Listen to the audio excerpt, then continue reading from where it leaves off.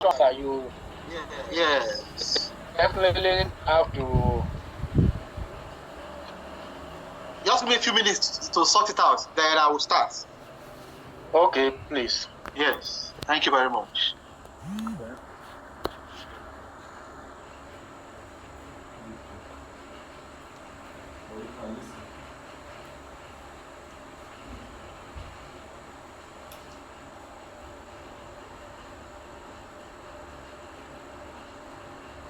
Good evening, Mr. Godwin. Yeah, good evening, Mr. Godwin. Good evening, sir. Yes. Good evening, It's like the sound is quite loud now. It's like I can hear people well now. Yes, so part of the testing.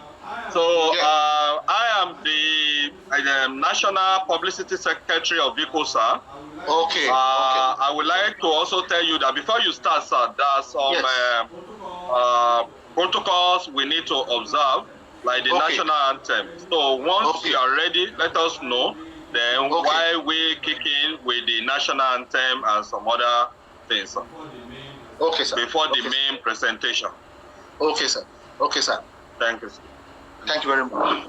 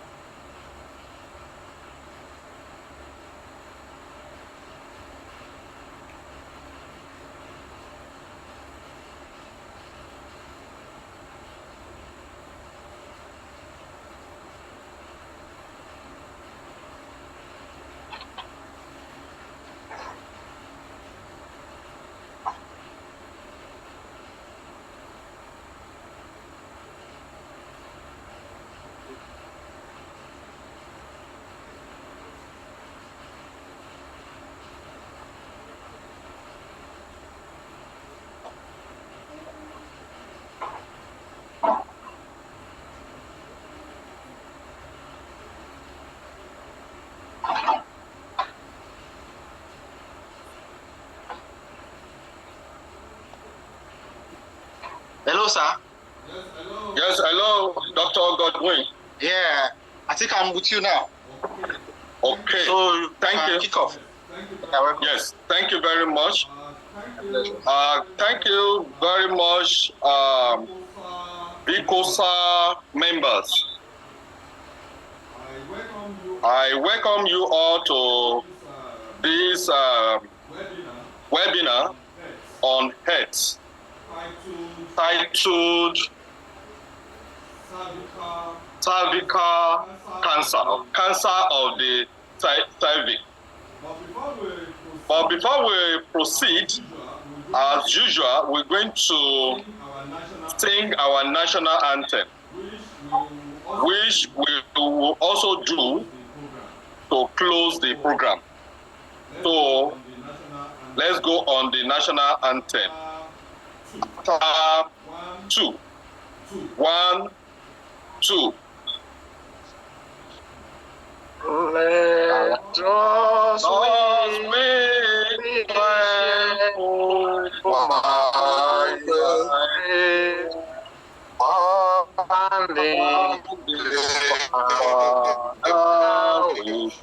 If all far and for this time, for culture, for for science, science, a place was one day. Who will not honor the college? The college. Foster mothers go for. Up BCI. Laboramos expectantes. Thank you all. We can move Okay, thank you all. We can mute our mic now. On behalf of the National President of VICOSA, Can we all hear me? can you all hear me? yes, we can hear you. On behalf of the National VICOSA, Omolofin Dr. Olusoga Shofonlahon Atibioke, I'm welcoming you all to this webinar on health and safety, titled Cancer of the Cervix. This is the first webinar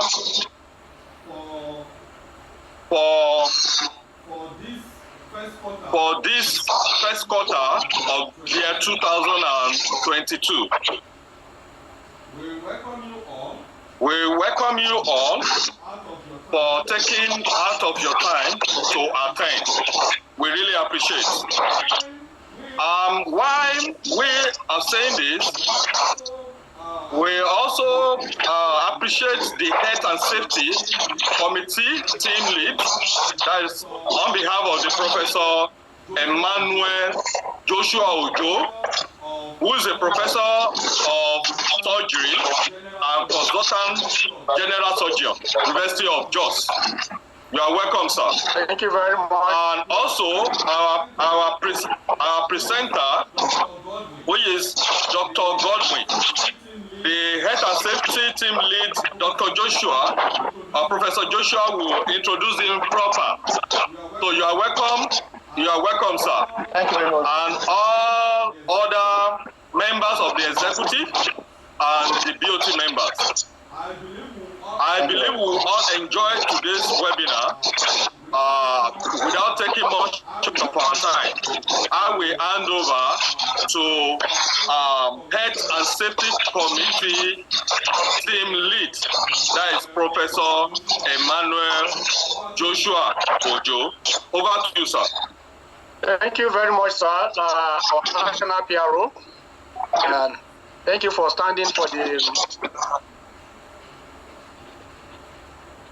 for our president, who is unavoidably affected. I'm also aware that because this webinar coincides with the festivity of Easter, many people have gone to villages, and the trade network is unstable, and for that reason, some of them may not be joining us. But we want to appreciate and welcome as many people as are here. I particularly want to acknowledge members of Health and Safety team who are online now. Thank you all. You are all recognized. In the spirit of the season, I want to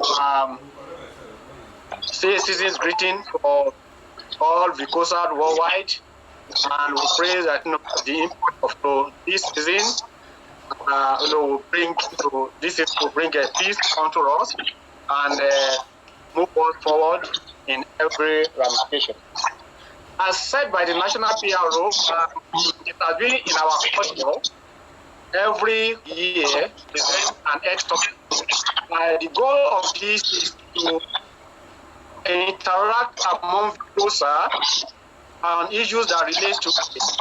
And through these interactions, foster healthy cultures and promote safety and promote enhance our health generally. And that's been going on since the inception of this administration of current decision. So this happens to be the first of this and the topic of today is a very important topic. Is a topic on reproductive health. And we all know that anything that matters on reproduction affects all. It affects the husband, it affects the wives, it affects the family, and it affects society. So it's along the line which we'll be discussing this evening. And the topic is also a topic that is on cancer. Specifically, the topic is cervical cancer or cancer of the cervix.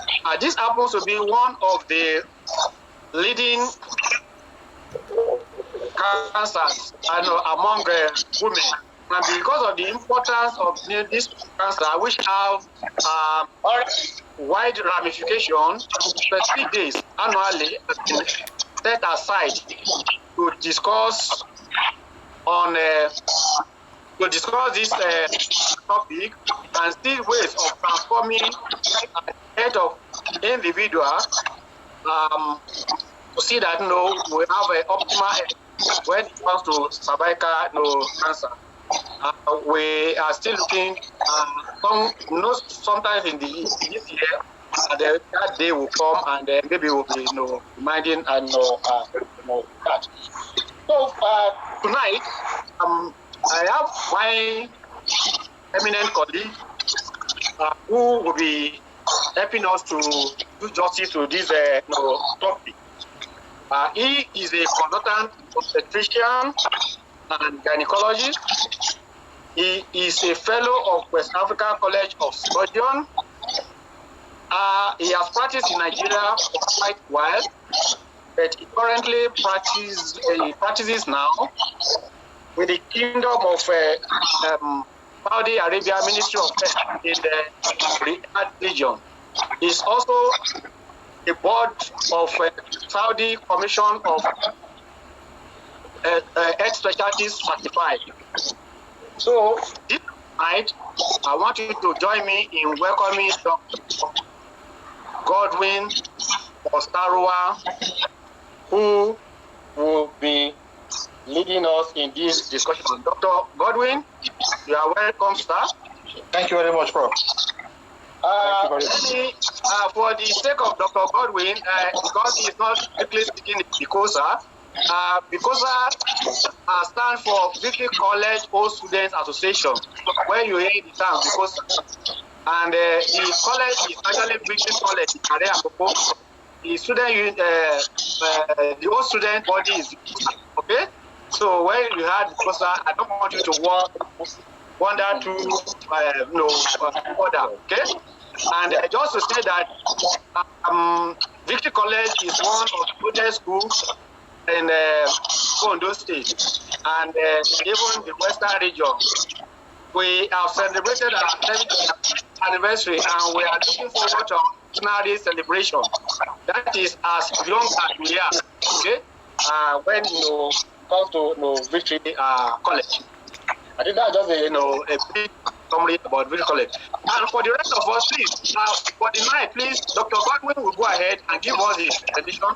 While the presentation is going on, if we have questions, we can type those questions on the chat box, okay? And we also have the opportunity to ask questions directly and interact with him at the end of the presentation.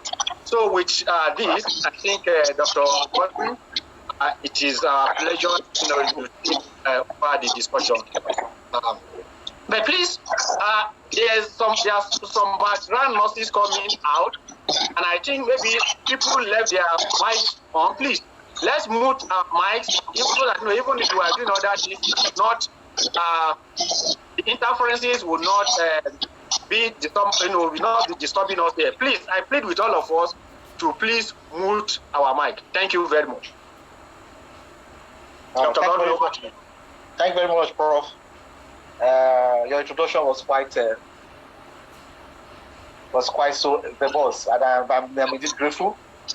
And I want to show my appreciation to have been welcomed into your midst. I know VICOSA, from my past discussions with you, that VICOSA is a great body with great eminent people in society, and with you as a representative of that body, it proves that there are even more like you who are in society. And so it gives me great pleasure to be your midst today.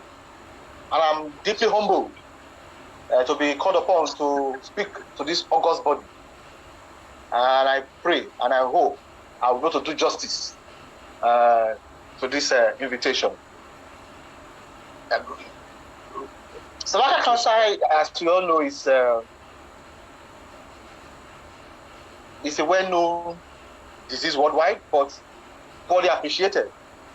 So before I start my presentation, I like this picture on the screen so much that I always put it first before I start anything. It's not related to what we are discussing this evening, but however, you know, the saying goes that then a picture speaks more than 1,000 words, you know. So I want us to just take a minute to look at this picture. It can be many things to different people, and I'm sure as I look at this picture, that it means so many things to you, so many different things to you. And I pray it helps us even as we go along with our presentations. So to start with, I will go straight to the slides that we have with us this morning. Sorry, this evening. Wow, sorry, I'm having some. Okay, good. So this is topic for today: cervical cancer, a preventable and curable disease. And to do justice to this topic, I will follow this outline here. And the main thrust of today's presentation is about purely prevention. And as we go on, we will see why it is the main thrust of our talk today. Now, the way of introduction, the cervix is the longest part of the womb, what we know in medical world as uterus, and opens into the vagina. So cervical cancer occurs in that cervix, and cervical cancer is the most common female genital malignancy worldwide. It's the most common female genital malignancy, but not the most common female malignancy worldwide, but it's the most common female genital malignancy. So let's make that difference clear. It affects women worldwide, but more in developing countries. And it is the only gynecological cancer that can be prevented by screening. It is the only gynecological cancer that can be prevented by screening. Why I said our class for today will be based purely majorly more on screening, because it can be prevented by screening. That is, can detect it before it gets to the disease stage, the cancer stage. Now, what is cancer? If you look at just simply put, it is the uncontrolled cellular division and spread of a normal cell to surrounding tissue. You see, every human being has what we call cell. They are made up of cells, and these cells have some signals, mechanisms that control it, that will make sure it functions normally. However, there comes a time when these cells decide to go out of line. They become uncontrollable. They divide the way they like. They don't obey command anymore. So that is what leads to cancer. And that's how simplest way we can define cancer. So when you hear about cancer, you know that the cells involved have become they go rogue. They've decided disobeying the normal function of the body. So that is simply put what cancer is. And the diagram here is just showing you what a normal cell. The first diagram you can see here shows you a normal cell. And the second diagram here shows you a cancer cell. You can see the cancer cell has breached this line, what we call the basal lamina has breached it and entered into where it's not supposed to enter to, causing havoc everywhere it goes. So that is just in a nutshell what cancer really means. Now, for me to appreciate this topic very well, let's take a brief look at the female genital tract, or what we call the female reproductive tract. It includes what we call the vulva, the vagina, the cervix, the uterus, the fallopian tubes, and the ovaries. This is a diagram, but let me show you a better diagram that will make it clearer. Now, in this diagram, you see what is called the fallopian tubes. These are the fallopian tubes.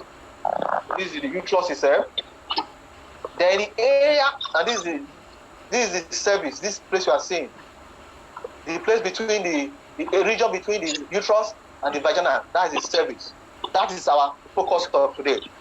It is a small area of very, very, very key to what we are going to discuss today. And very important because of the damage that it can cause when cervical cancer occurs. So this is the area we are going to be concerned about today.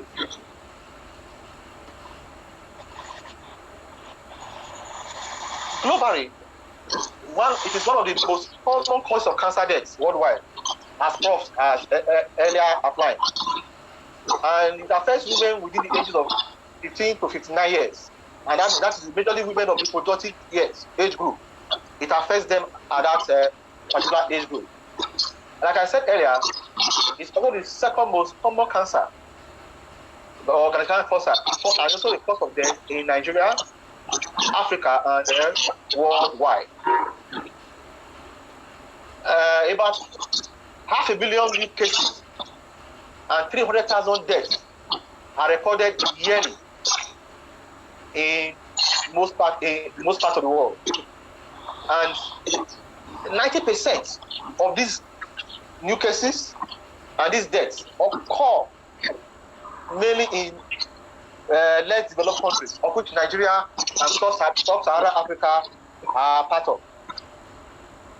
Now, it is estimated that by 2030, there will be about 700,000 new cases and 400,000 deaths if nothing is done for a disease that we all know that can be prevented. Yet, we're having this calamitous amount of cases and amount of deaths. So it's causing a big uproar in the world scene and amongst nations. They are saying that why should a disease that can be prevented be allowed to cause so much death, so much havoc worldwide? Why can't something be done? And that is why in this today's presentation we will look at what the world is doing and what are the new strategies towards preventing that. As we go on, we will look into that. Now, what are the causes of cervical cancer? It is now known in the last 10 years that we need to be told that cervical cancer is a sexually transmitted infection caused by a virus. But in the last few years, it is now crystal clear. There's no disputing it anymore. It has now been confirmed by various studies that it's actually a sexually transmitted infection caused by a virus known as human papilloma virus. This virus has over 100 types, and the types that cause this cancer disease, they are not up to about 10. So it is these subtypes that we are really interested in. And the other types, now they cause what we call there are some women, even some men. You see some in their genital area, you see what we call some elevated shiny lesion around the genital area, which cause warts. It is this low risk type that causes those warts. Why the high risk types we will look at are the one that causes cervical cancer. However, before it causes cervical cancer, it progresses over some years, before it can then cause what is the definitive disease. Now, for this disease to occur, for the virus to be able to cause infection, there must be other risk factors. Because it is known that this virus is common in the ages, it first teens, between the ages of 18 years to 26 years, if you sample young people, you find out that over 90% of them will have this infection. But the body has a way that it handles this, that over 90% of these people who have this infection will become negative once you test them again. So the body has a way of handling it. However, for the remaining 5 to 10% who are immunocompromised, this disease can ever now progress to that cause the precancer stage of the disease, and then to progress toward the actual cancerous condition. So for this disease to ever occur, there are some risk factors that must be also there, and which we are going to look at here. And those factors include early age of sexual intercourse,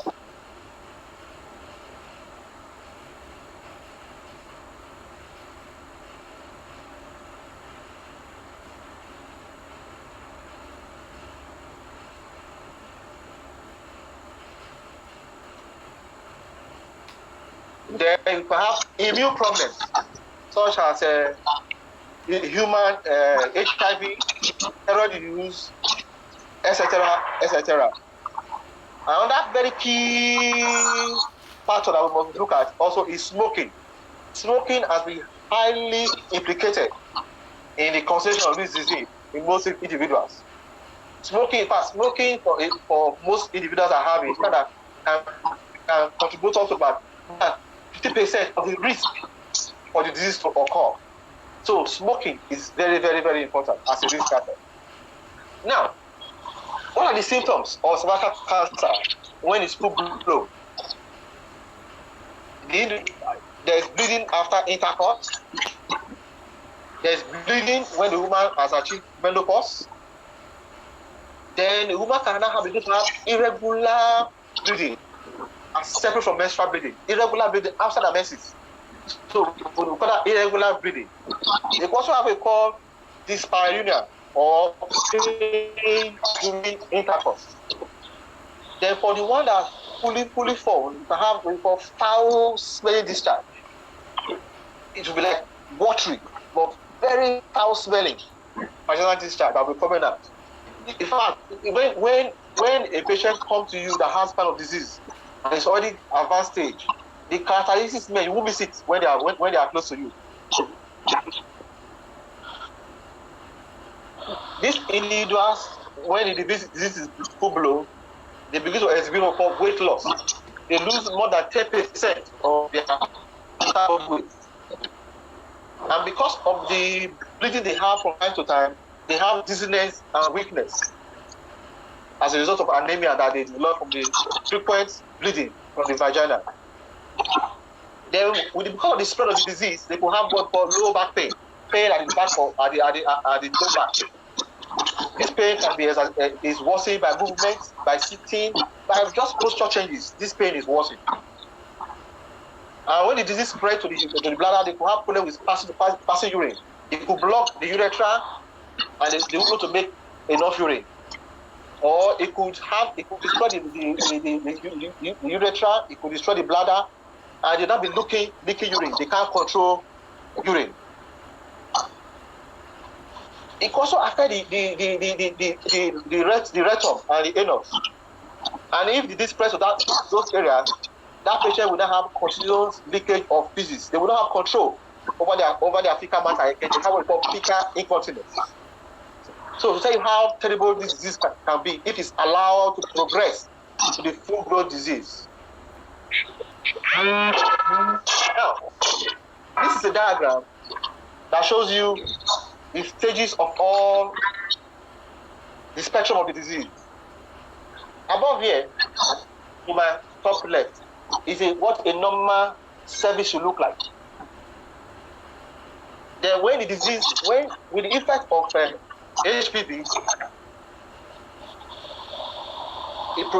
this is what you now see. You now start seeing changes like this on the cervix. This is what we call low-grade like CIN or cytoplasmic intercellular neoplasia.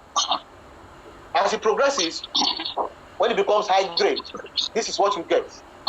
That's start having these lesions on the cervix until now progress to full-blown cancer. This spectrum of disease because of it takes a long time. It doesn't occur in one day. It can take up to 15 years for it to progress from the normal stage up to the full-blown cancer stage. And those 15 years, those time period is enough for us to be able to track disease and be able to treat disease before it gets to this full-blown cancer stage. Now, like I mentioned earlier, cancer of the cervix has a progressive phase. It's not a disease that just occurs in one day. It progresses from early stage to what you call clinical cancer in about 10 to 15 years. For those individuals who are immunocompromised, like those that have HIV, what you call human immunodeficiency virus, the disease progresses faster because their immunity has not been compromised. Or for patients who have been used to taking a lot of steroids for some disease conditions that now reduce their immunity, disease can also progress very fast. The good news is that with screening, if started early, these diseases are detected early at the stages of the changes early, which is why we say that this disease can be highly prevented. It is highly curable. Look at this. The diagram before me is showing you the progression of this disease. To my far left, you see what a normal cell should look like. This is a normal epithelium of the cervix. This is how the cells are. However, if there is human papillomavirus infection, if the body is not able to suppress the virus, and the virus is not allowed to progress, some changes now start occurring on the cells, on the epithelium of the cervix.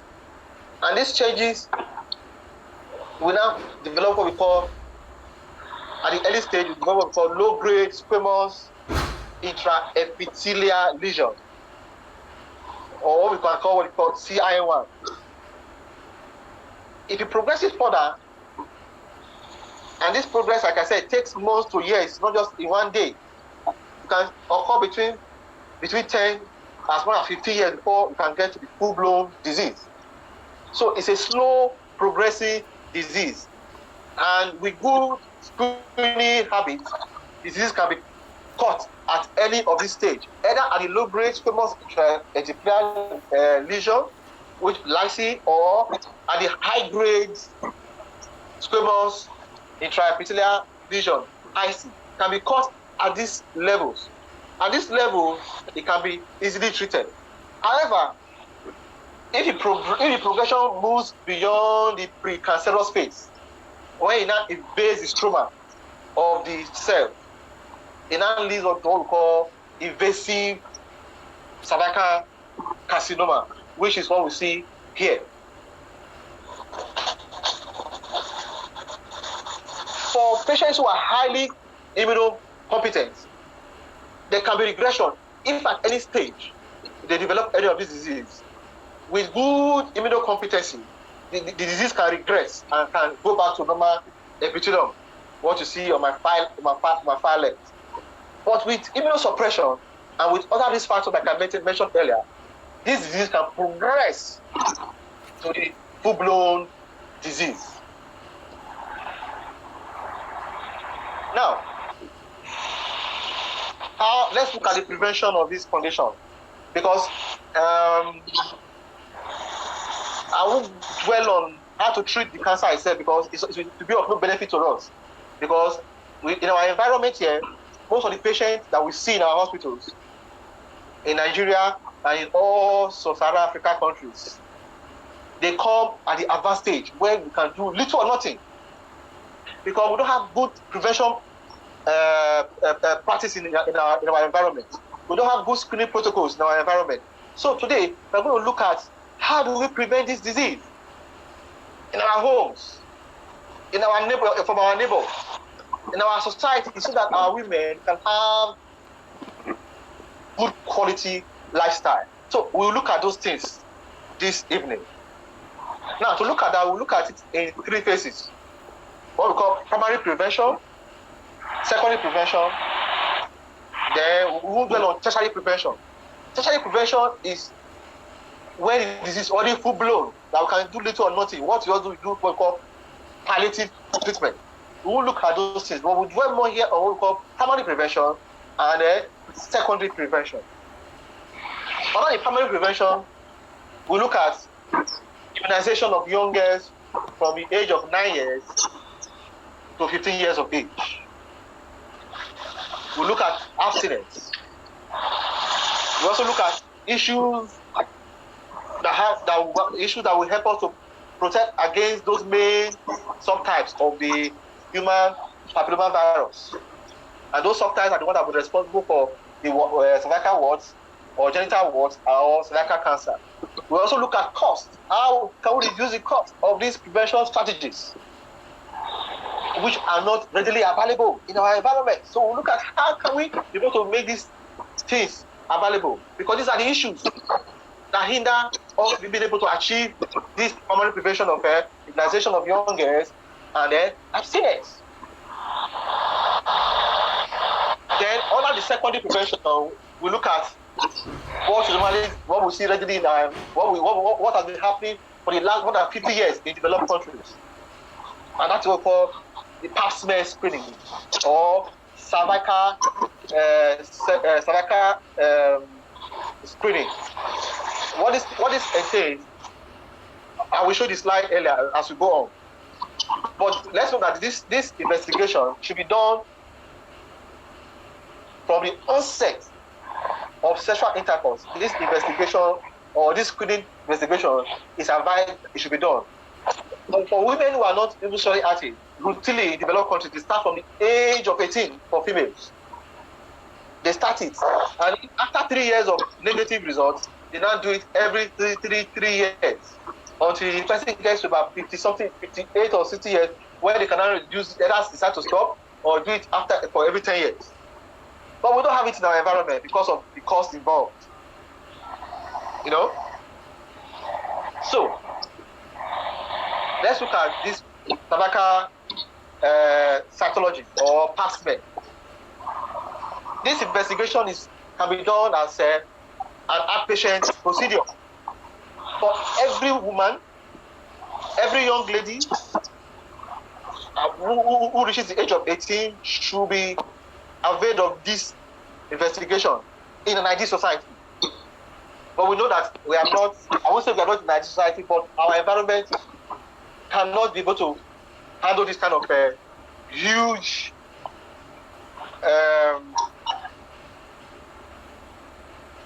project. So, as time goes on, we will now look at how we can still do it that can still benefit our people in our environment. This investigation should be done, can also be done when a woman is not menstruating. That's the procedure to do it now. Let me start again. It is done as an outpatient basis. That patient, the woman should not come on a mission. Just come to the hospital and go to the ward, collect the sample, and when it should be done, the woman should not be menstruating at that time. And before that test is done, the woman should avoid intercourse 48 hours before the test, and should avoid douching. Douching is the practice of women using water, soap, or whatever to clean their private parts, which we turn against. We don't recommend it. And also, the cervix is now examined and the cells are collected with a wool spatula and placed on the slide for evaluation. This is the wool that we use to collect the sample of cervical cytology. This is the one that's commonly seen, available. This spatula, eye spatula, it's a wooden material that is used. And this one is a more refined one. We call it the cyto brush that we use. This is a typical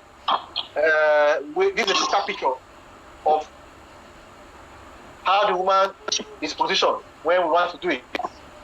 It's a painless procedure. It's not painful, but it can be slightly discomforting. But in the hands of an experienced practitioner, it is very painless. It's very less discomforting. And this is a typical picture of what is done. We use it. We put this speculum in there. Then we introduce this wooden or this spatula to scrub the cervix round at 360 degrees around the cervix to now collect our specimen. There is a more clearer picture that you can see here, you know. So having collected the specimen, we now stain on this line. We piece it on this stain and piece it with alcohol, send to the lab to look at this line, whether there are any changes on the cells of cervix. And when the result comes, it tells you, it gives you a clear picture of what is happening around the cervix. And if there are any things that require treatment, immediate treatment is given to prevent cervical cancer. Now, I just talked about the first part of the secondary prevention, because that part there is the one that is commonly available. I will still go back. Sorry to digress. I will still go back to primary prevention because I know it's not well done here, but I just want to talk about this one first. Then I will go back and talk about vaccination for our young women. And now in development, people say that even adult women can take it. But for our young women, I will go back and talk about it and talk about the types of vaccines that we have, that we can give on to them, and how many courses they will take. Now, the second aspect of secondary prevention is the human papillomavirus screening. This is a high performance test, very expensive to carry out. It is not readily available in our environment. It is not readily available even in the way I practice now. It is not there. It is not practiced there. It's not done there. In fact, only 16 countries of the world actually have a program for this procedure. But it is highly sensitive and highly specific to detect human papillomavirus. This procedure, when HPV screening, very, very expensive. It's not readily available. And also, there is what we call use of a microscope. It's called colposcopy. It is used to look at the cells of the cervix. It magnifies it, so you can see the cells clearly that are not that cells are not normal. I can actually now take sample biopsies of those particular areas that are affected. Now, let me go back to primary prevention, because it's very, very, very important. Now, since it was made clear that human papillomavirus is the key culprit in the constitutions of cervical cancer, researchers, scientists were looking for a way to say, wait, this is a virus. If you can immunize patients from developing, from having rabies, from having other form of viral infection, why can't you develop vaccine for this virus as well? So that was not made scientists to now come up with some vaccines that, if given to young ladies before they become sexually active, before they become exposed to HPV, like I mentioned earlier, the peak age for young ladies or young teenagers to get exposed to human papillomavirus is between the ages of from 16 to around 20. So it is advised that if these children or these teenagers are gotten before age 15 with this vaccine, the chances of them getting this infection and this infection progressing to be able to make changes to the cervix will not be there. So there are some vaccines now readily available in developed countries. In Nigeria now, we have one that is used in some certain big private hospitals and some big cities. You have what we call Cervix.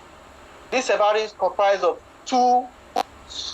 these subtypes, HPV 16 and 18. And you have the other vaccine, what we call Gadasi. Gadasi is a quadrivalent vaccine.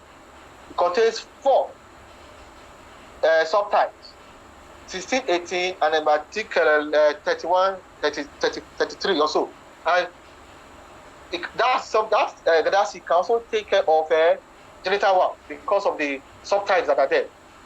So, for this Cervix, which is readily available in some big hospitals in Nigeria, it has 2 doses that is given, and it is given after the first dose.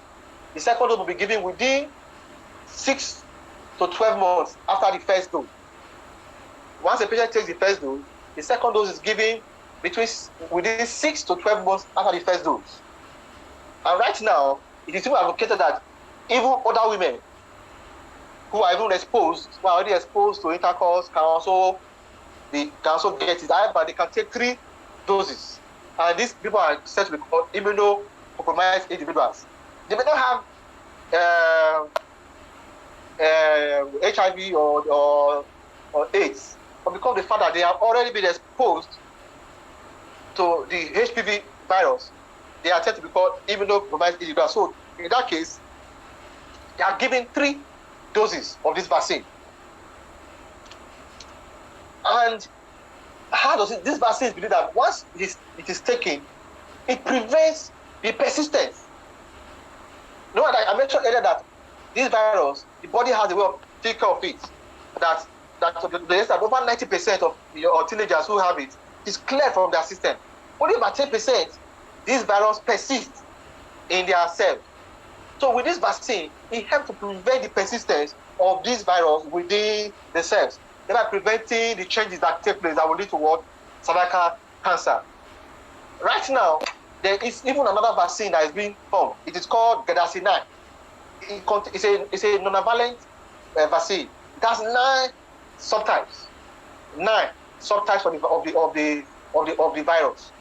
And this is believed that if this one is given, it can go a long way to prevent every subtype of genital warts and any risk of cervical cancer in the individual. But sorry to say that these things are not available so much in Nigeria. It's only in developed big cities that you hear of it. Then only big hospitals, major some private hospitals, that you hear them people advocating it for big clients. It's quite expensive, but I know the last time I ever advocated it for a patient, that was about 7 years ago. Then a dose was just about 15,000. I don't know how much it will be by now. I've not really bothered to check, but I know it will be more. You know? So, when we get to advocacy, these are things the government can look into. These are things we as a body, as a big group, VICOSA as a big advocacy group, can also look into it. So, impress on the society and impress on the government to look into these areas so that we can prevent our young women from having this condition, our women from dying unnecessary death from cervical cancer. So, I've looked at all this, and for a patient who now developed the full-blown cancer, I won't do it, but I will tell you the 4 aspects of modalities of treatment that are available to them. There is surgery, there is chemotherapy, there is immunotherapy, and there is psychotherapy. But I can tell you, in our environment, none of this is beneficial because we don't get them at this stage. All we see is just palliative. Many of them, they die within 5 years of treatment for a disease that can be prevented. But because we don't have those things that can help us to, to follow up our women, screen our women, treat our women before it gets to this level, they die unnecessarily. And they are now subject to this very expensive and yet a disease that, even though you do all this treatment, they may not survive. So that is why our main thrust is not treatment per se, it's prevention, which we have looked at. We look at the modality for treatment for prevention already. Now, because of the importance of this disease worldwide, WHO has looked at looking at ways to bring about changes to make sure that this disease is eradicated completely from our society. So they developed a strategy which is called the global strategy to accelerate the elimination of cervical cancer as a public health problem. So this strategy was developed in the year 2020. Now, the Director General of the World Health Organization made a statement in the year 2020, so in May 2018, that when he was trying to call to action the world government to look at this this crippling disease called cervical cancer. He said that one woman dies of cervical cancer every 2 minutes. Each one that dies is a tragedy. And as such, we can prevent it. He now said that is about for every 10 women, that about 10 women die of cervical cancer in 20 minutes. They die. And out of those 10 women that die, 21% of them are from Africa. And this should be a cause of big worry to us. So they came together and created that what we call the global strategy to what we call the rapid elimination of cervical cancer as a public health problem. It was a historic event, no doubt. There's no question about it. Because why is it a historic event? It's the first time the whole world is committing to eliminating the cancer. And that cancer is what? Cervical cancer. It involved 194 WHO member countries who came together and resolved to eliminate cervical cancer as a disease, as a scourge. And they adopted this strategy that was developed for that purpose, eliminating this cancer. They call it global strategy to accelerate the elimination of cervical cancer as a public health problem. It was launched on the 17th of November 2020. This was during the period where COVID was really, really rampant. When they got pandemic all over the world, they launched this program. And last year was the second, last year that would have coincided with our presentation, last year November, before it was postponed, would have coincided with the second anniversary of this global strategy. You know? And the motivation behind this ambitious historic step is that, as I mentioned earlier, is that because we know that Cervix is a disease that is caused by oncogenic HPV. And this disease has a medical cure, has prevention. How you can prevent it and you can cure the disease early before it gets to the cancerous stage. So because of this, there was need to prevent this disease from getting to the advanced stage where we know it can be done. And the goal of this study was to now eliminate cervical cancer from the world by the end of this century, this 21st century. To achieve that goal, it was said that countries should reach and maintain an incidence rate. That means new cases that are developed each year should be less than 4. For every 100,000 women, new cases should be less than 4. That is the goal. So, if you take a population of Nigeria that's about 2 million now, if you divide 100,000 by 20 million, so Nigeria should not have, maybe in a year, should not have up to 100 cases in a year. Should not have up to every year. Then 3 key targets are required to actually tackle this strategy to be achieved, and they said to be achieved by the year 2020. And they call it the 90-70-90 targets. Now, these 3 targets cover 2 broad areas. The first 90 is geared towards protecting our children, and it targets vaccination. While the remaining 70 and 90 targets our women. And the first involves screening for precancerous lesions and treatment of women with cervical cancer. Let's look at it in the summary. This is a summary of what I was talking about, of this strategy. Now, I've mentioned this earlier, I will go back to it, but let's look at what the first 90 actually talks about. 90% of girls should be fully vaccinated by the year 2030 with HPV vaccine before the age of 15 years. And now you can start that vaccination by the age of 9. So that by before 15 years of age, every girl should have gotten their vaccination. Even now, it's even advocated that even young boys can even take it. Some countries give it to their young boys. Now, they give them this vaccine. Then, the second box, the circle there, talks about 70% of women should be screened with a high performance test by the age of 35 years. And again, by 45 years of age. Remember earlier, I said that, and I did screening, that was done in developed countries, by the age of 18 or by the first sexual debut, these people are screened yearly until after 3 years of negative test, they cannot progress to every 3 years, 5 years, as the case may be. But they've developed this strategy that you don't need to screen every 3 years or every year. You can target a woman that by the age of 35, they would have done the first test. And the second test should be done by the age of 45 years. So within this time frame, they have done 2 screening tests geared towards detecting the disease, treating it if present, to prevent them developing the cancerous stage of disease. Then the test 90 day. The test 90 day. Sorry, we go back to this. Is looking at women, 90% of women who have been identified to have this disease. Well, let me remove this picture here.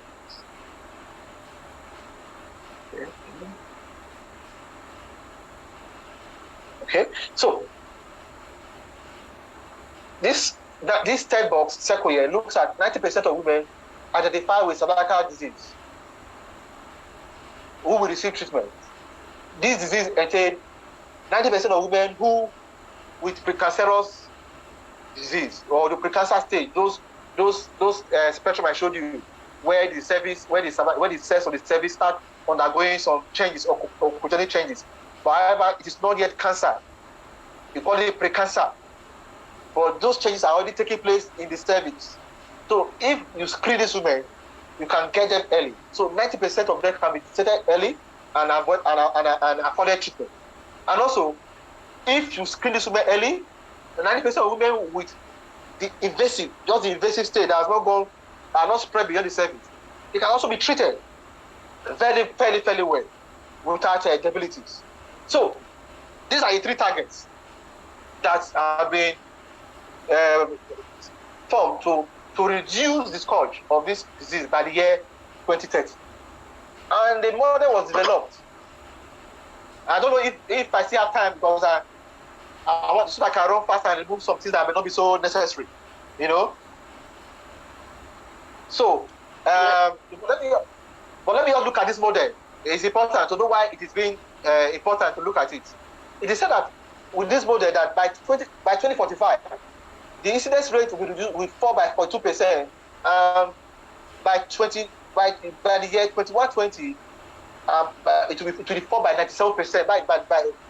The incidence will fall by 97%, and even the deaths will reduce by the year 2030. About 300,000 women will have saved, and 40 billion will have been saved by the year 2070.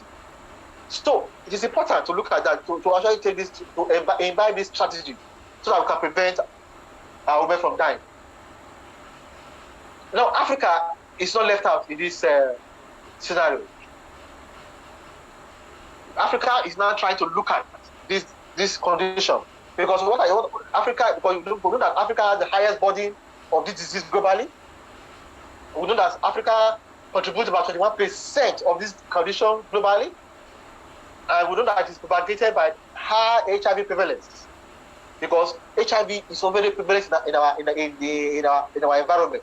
So HIV combined with HPV is not good news. And like I mentioned earlier, only 16 nations have protocols that can tackle this virus. They have a program that can tackle it. We need in our environment national screening and treatment programs for general population, but these are limited. And what we have here are that are seen that can be given in some big cities in Nigeria and some African countries. And not the high performance screening tests. We have the low performance one, which is the visual inspection of bioacidic acid, or the pap test, like I mentioned earlier. Those are the ones that are readily available, but not even everywhere, but just in some big cities in Nigeria. However, there's poor rate of participation. Less than 10% of our population are actually doing it. due to many barriers that we look at. And these barriers, we will look at them as we go on. But suffice to say that lack of organized programs is a big cause of it. Ineffective population outreaches is also a big cause of it. And unavailable infrastructure and limited financial resources is also a big cause of this problem. Next. Let me go to the next slide. Sorry, I'm having some problems with my slide. It's frozen. I refuse to move. I'm trying to. Okay. Maybe. My slide is frozen. I'm trying to go to the next slide. I'm sure you just have about one slide or something like that then to round up, and then we can. Yeah, so I have about 4-5 slides to round up. Okay. But I can jump them. They're not so important. But this is why it's so important, because as a group, this is an advocacy group. So it's what we can do as a body to actually make our society aware, to do something about cervical cancer. That's what it just entails. Okay. So I'm trying to open it so we can. It's not so much, but let me just minimize so that I can. Okay. Why we are doing that? Because yes. Maybe we'll just be working towards summarizing and taking questions or something like that. So, and if questions are arises from there, maybe go back to that. Okay. It's okay. So it's okay. No problem. Just to emphasize some of the things that you have said. You said that cervical cancer is the commonest cancer of the female genital tract. Yeah. Okay. And is very common, especially in developing countries like us, and Africa has the largest burden and of this disease.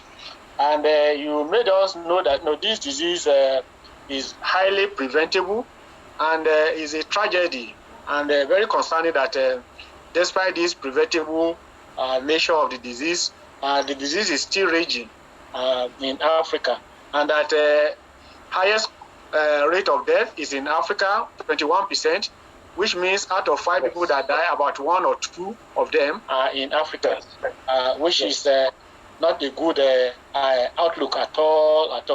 And you were able to point out to us that cervical cancer does not just develop in a day. It starts from a pre-cancerous lesion. That means it started with manifestation or findings that are not really cancer, but moving from those initial findings to become cancer. And the best time to really catch the disease will be the interval that we see these lesions or these findings in a woman's cervix, and between that period and when they actually transform to cancer will be the best time, and that can be done by screening. And that is why you advocate strongly that the focus will be on screening and prevention for this presentation, other than talking of treatment. You emphasize that you don't want a situation where the patient, somebody will come with advanced disease, which before will treat it. So emphasis is on treatment. And you went again and told us that cervical cancer may initially the patient may not have any symptoms, and that is the best time to actually catch it. Okay. Yes. And then you told us that when this disease comes with symptoms, the first symptom is not usually pain. It's usually painless, not pain. And then most of the time, what happens is that the person may just have a foul smelling, which should get worsened. Foul smelling discharge from the private part, which get worsened if a patient is not taken. And then during sexual intercourse, somebody may notice blood, from those sexual intercourse. So even the first manifestations are not painful.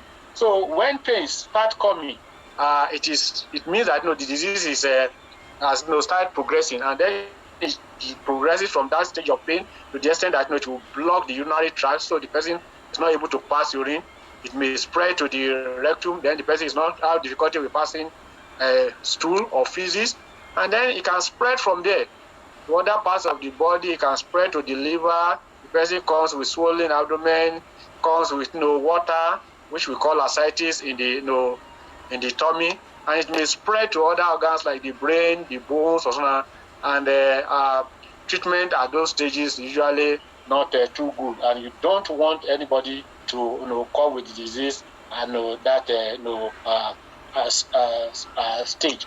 So, and I think these are some of the things that you have really highlighted there, and you told us that the prevention can either be primary, secondary. You mentioned those ones, yes. And then treatment is the last option, which we don't want anybody to even be talking of treatment at this time. We want this disease detected early, and you've told us that the best we can do in our environment because of challenges is to go for what we call pap smear. Yes. Okay, so you first told us that when we can take some precautions. We should be very discreet, very careful, very prudent about our sex life, because you told us that one of the causes is multiple sexual partners, yes. Intercourse. So we should be very careful about our sexual intercourse.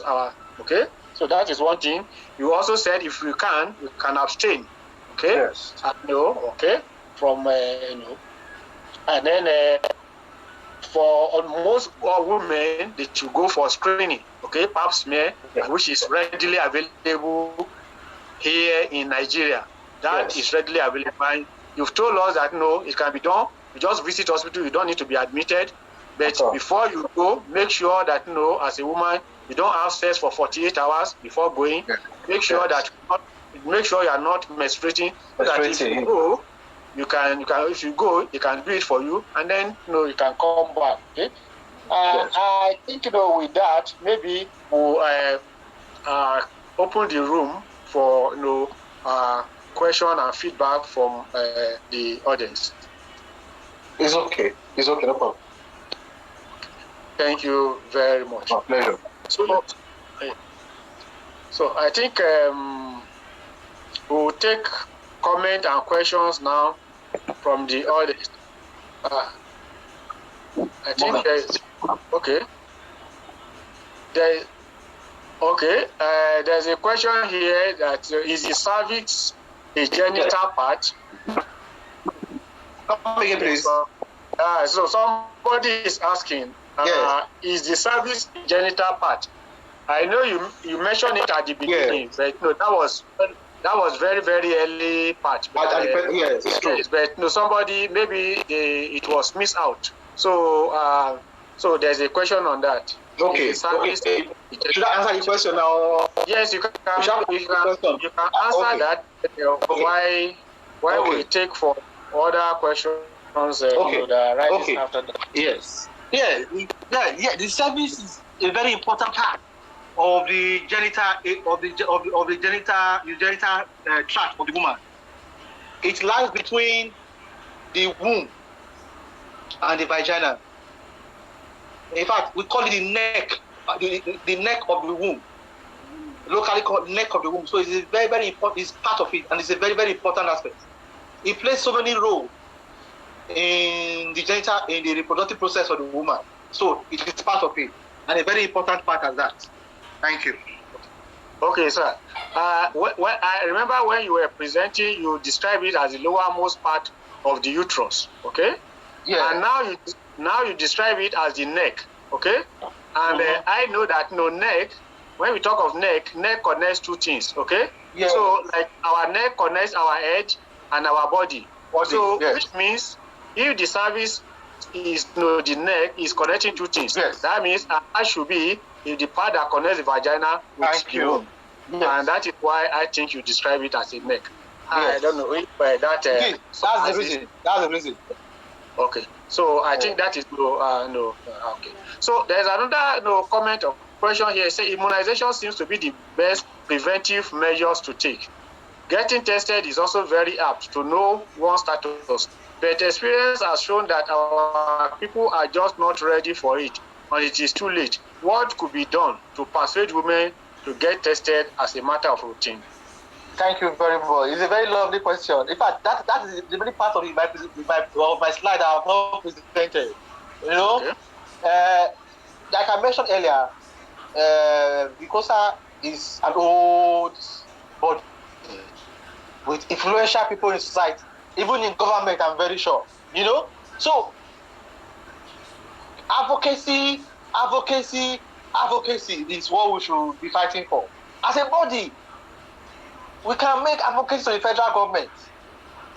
Like that is part of my start I wanted to just mention. To the federal government, to implement the WHO 1970-90 cancer elimination strategy. And they can start with the most feasible intervention, that is to include the inclusion of HPV vaccination into the 2 national immunization schedule. You know, Nigeria has what we call the MPI schedule. They can include that into it, and they can put funds to subsidize those vaccines. They like the way they do other vaccines. The government pays for it, or they can meet bodies like Dangote and all those big companies.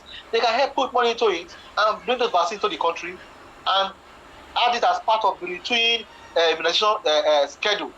Then they can include it into mobilization global linkages, like the one they do for other childhood diseases. They can also add it to it so that they can advocate, so that they can provide vaccine distribution to them. Because I know fully well that all those other MPI schedules, they collaborate with foreign countries, with UNICEF.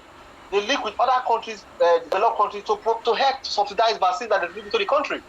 So this can also be done to add it to this one story, and this we can do with advocacy. We need people who are close to the government, federal government, to do that.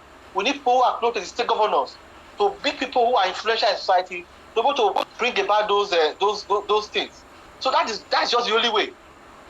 Then we as a body as well, even during our annual conventions, we can start to do outreaches and go and sensitize communities about all these conditions like we are doing now amongst ourselves. We can go to our communities and just sensitize the communities about cervical cancer, and telling them to know that there's a way it can be prevented and can be treated early.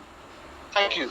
Thank you very much, sir. Just to re-emphasize what you said with my own understanding, yes. What you have said is that one of the impedance to yes. women getting vaccinated is cost. Yes.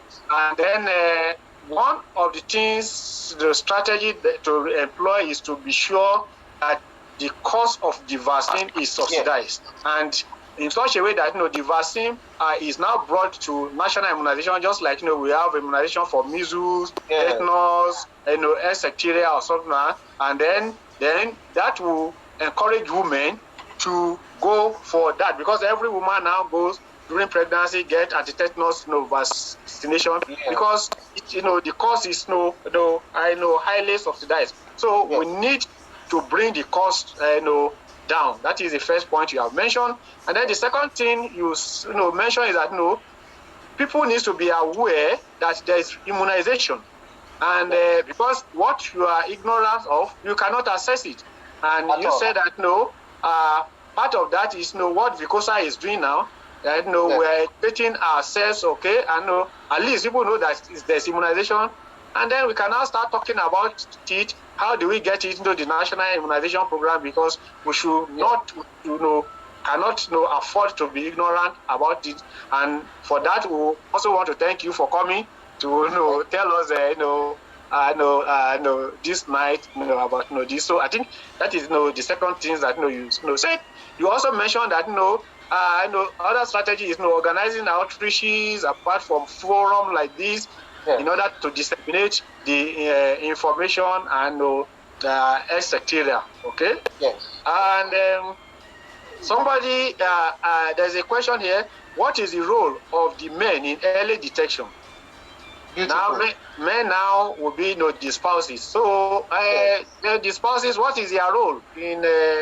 Or are they in quote onlookers, or are they what is their role? Good.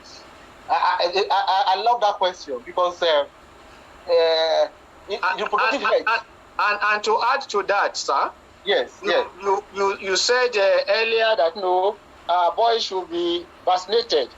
Yeah, we want to know why boys should be vaccinated. What sins have they committed? They are not the one carrying the viruses. Why are you going to vaccinate the boys? Okay, I think you can tackle these two together, sir. Yes, certainly. Let me just take the last question first. Why are the boys involved? Like I mentioned earlier, HPV is a sexually transmissible infection, and for sex to occur, it has to occur between two individuals, boy and a girl, in our ideal society.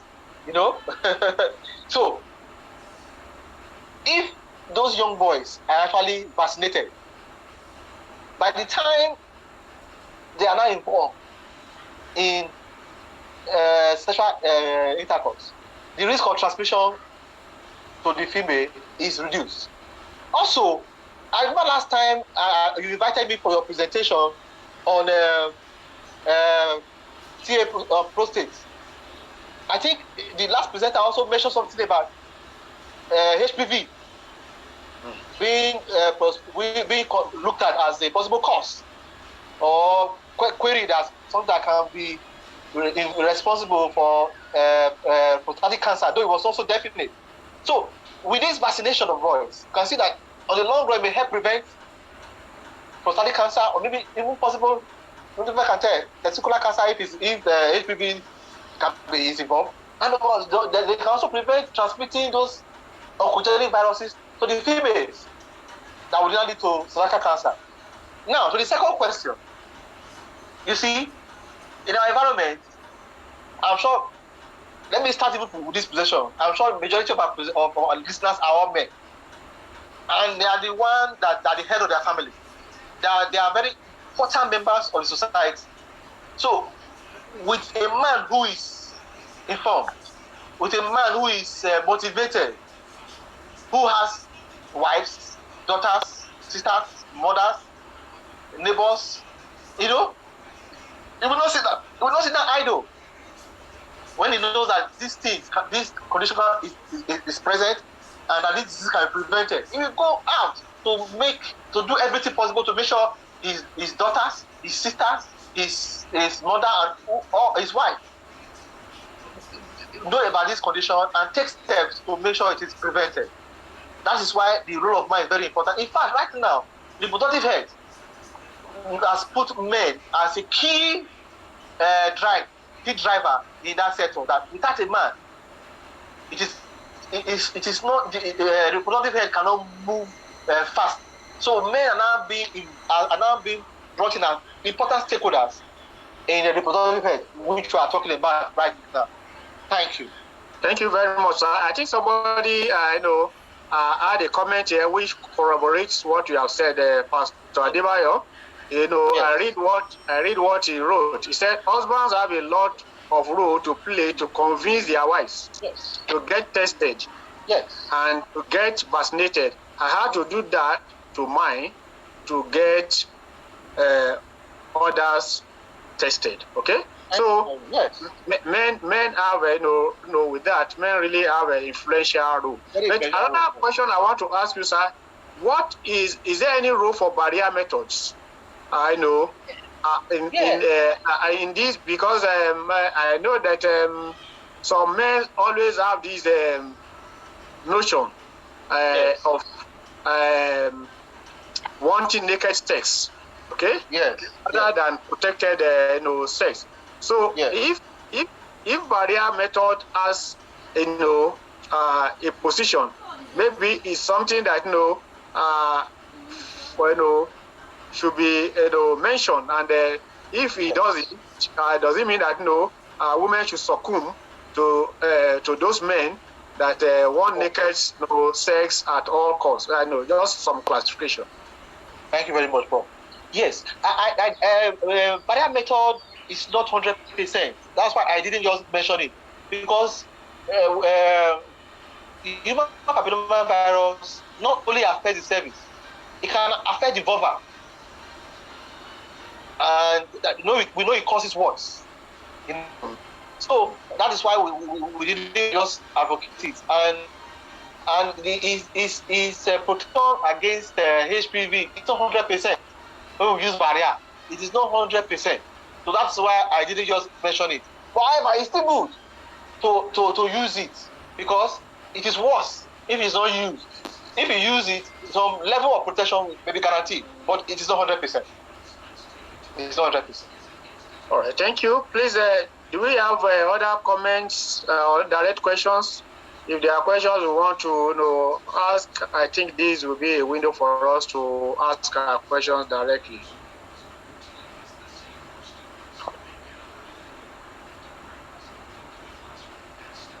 Okay. In the absence of other questions, I will want to take it that we should gradually wind up the discussion of tonight.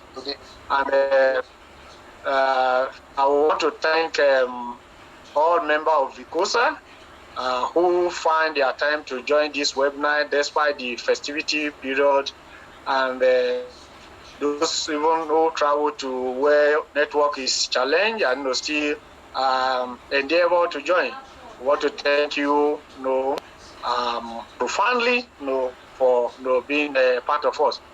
Of course, I also want to be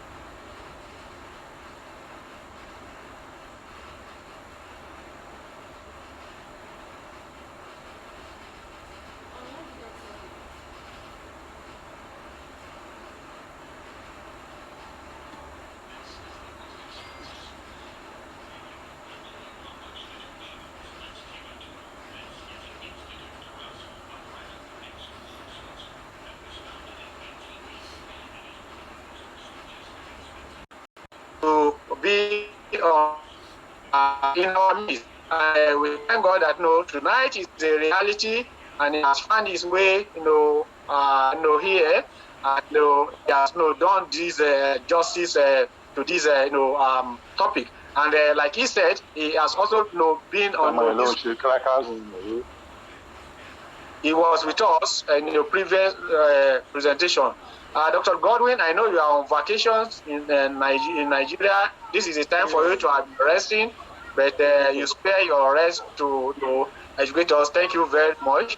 We are aware that this week we are going back to Riyadh. So we'll pray for safety on all your way, both across the Red Sea, before the Red Sea, across the Red Sea, and beyond the Red Sea, that the Lord will be with you and He will convey you safely to your destination. Amen. So, on that ground, I think we have come to the end of tonight's presentation. I don't think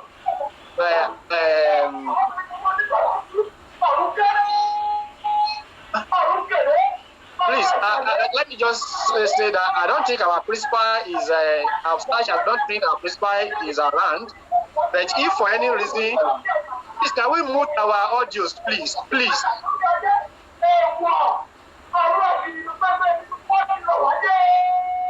But just in case he's around and then he's using another device that please, we want to know so that we can recognize it. But in the absence of that, and then if there's no comment from the national PRO, I think we'll move on to take our VICOSA anthem and come to the end of the webinar. Yes, thank national you. PRO, sir. Any comment? Thank you, Professor. I really enjoyed the webinar, and the area that really caught me was when you said what sing as the songs committed. So really, and I really got the answers right there. I also want to thank Mr. Godwin for this great webinar, and I could see that he emphasized more on advocacy.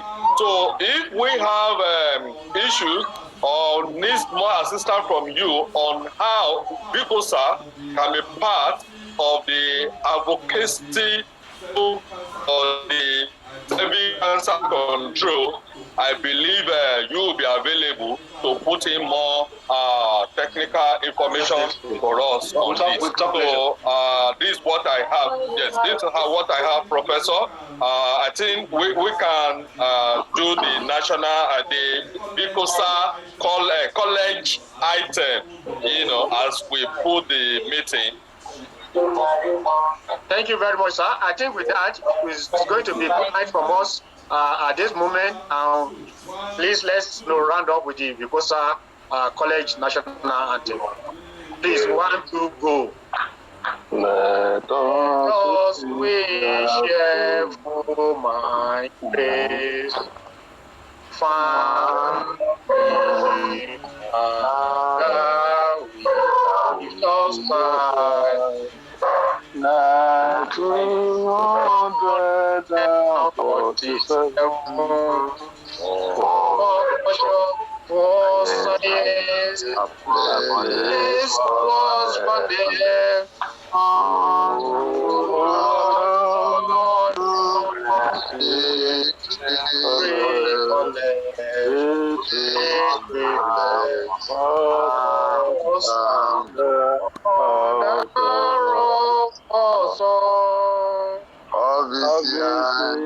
Laboramos